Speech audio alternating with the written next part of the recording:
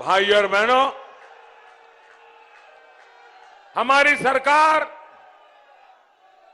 छोटे किसानों की जरूरतों, उनकी आवश्यकताओं को ध्यान में रखते हुए भी काम कर रही है।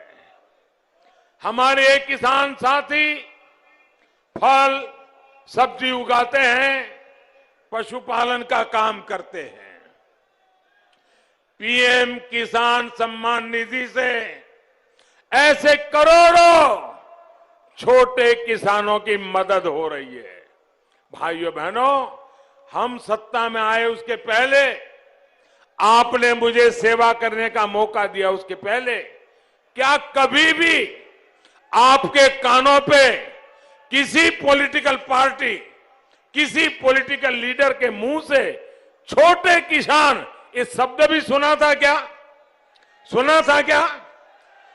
इस देश में 80-90% छोटे किसान हैं, लेकिन देश के राजनेताओं को, देश की सरकारों को छोटे किसानों की परवाह नहीं थी। भाइयों, जिसके पास 1 हेक्टेयर से भी ज्यादा जमीन नहीं है, छोटा सा जमीन का टुकड़ा है, वो भी परिवार बढ़ता है तो बढ़ जाता है, उन छोटे किसानों की चिंता इस देश में एक भी सरकार ने नहीं की थी।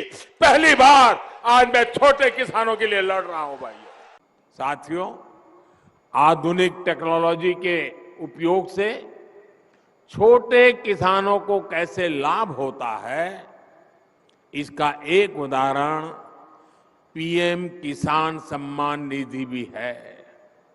जब बीज लेने का समय होता है, जब खाद लेने का समय होता है, तो भी ये मदद किसान तक पहुंच जाती है।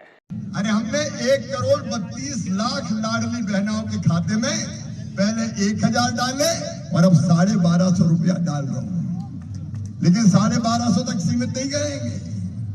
ये बढ़ के होंगे 1,500, फिर बढ़ के होंगे 1,750, फिर बढ़ के होंगे 2,000, फिर 2,250, फिर 2,500, फिर 2,2700 और अंत में कितने होंगे?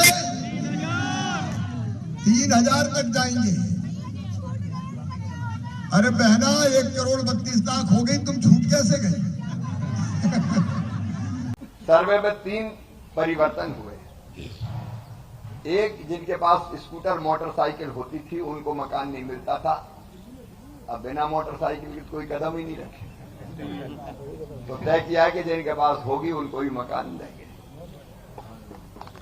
दूसरा, 2.5 एकड़ तक जिनके पास सिंचित जमीन है और 5 एकड़ तक असिंचित जमीन है, ऐसे किसानों को भी मकान के लिए पैसे दिए जाए।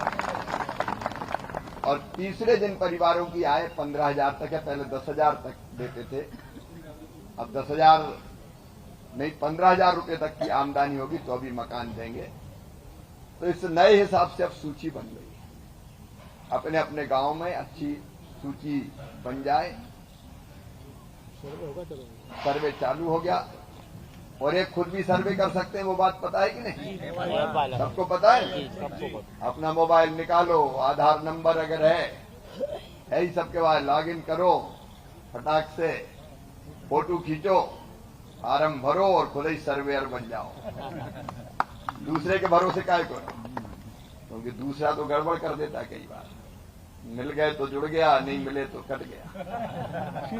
तो ऐसी सारी चीजों को भी निर्मूल करना है, क्योंकि आप खुद भी सर्वे करोगे तो एक बार फिजिकल वेरिफिकेशन हो जाएगा, तो नाम तो नहीं छूटेगा, नाम तो आ जाएगा ना सूची में। इसलिए ऐसे तरीके भी अपना रहे हैं कि जिससे कोई बेईमानी ना हो पाए। पिछले दिनों मैंने भोपाल में प्रधानमंत्री ग्राम सड़क योजना की बैठक लेके कैसे गांव जुड़ सकते हैं जो छूटे हैं, वो भी वहां बताया था। एमएलए जो उनको बुलाया था, अपने विधायक जिलाध्यक्षों को। तो इस दिशा में भी अपन काम कर रहे हैं। और लखपति दीदी का काम भी मेरे ही पास है, कल आई थी सब दीदियां, बहुत प्रसन्न। तो उनको भी अब लखपति बनाना है, लखपति से आगे करोड़पति का सफर तय करवाना है। तो एक काम अपन की ये करना है कि कोई भी गरीब बहन गांव में बिना सेल्फ हेल्प ग्रुप से जुड़े बिना ना रहे। जोड़ना है और आजीविका की गतिविधि शुरू करना है, ताकि उसके परिवार में भी समृद्धि आए। अगर उसकी जिंदगी बदल गई तो मेरी जिंदगी सार्थक हो गई। उस काम में भी लगे तो उसमें भी आपका सहयोग मिले। आप दो देवियों के वास वाले हो, आप सबका अभिनंदन करता हूं, आपको बधाई देता हूं। देवास में आज यहीं पर लगभग 53 अलग अलग प्रकार के विकास कार्यों के 145 करोड़ से ज्यादा के लोकार्पण भूमि पूजन हो रहे हैं। जोरदार अभिनंदन करो अपने नए निर्माण कार्य के लिए। और केवल इतना ही नहीं, हमारे लिए तो अब जनसंपर्क अभियान के माध्यम से जब आपने 1,55,000 से ज्यादा निवासियों को जन जागरूक करने के लिए जलाभिषेक यात्रा निकाली, तो बहनों के लिए मैं कहना चाहूंगा कि अभी तो 1250 डाल रहे हैं, अभी चिंता मत करना, धीरे धीरे करके 3,000 रुपए तक की राशि आप सबके खाते में आने वाली है।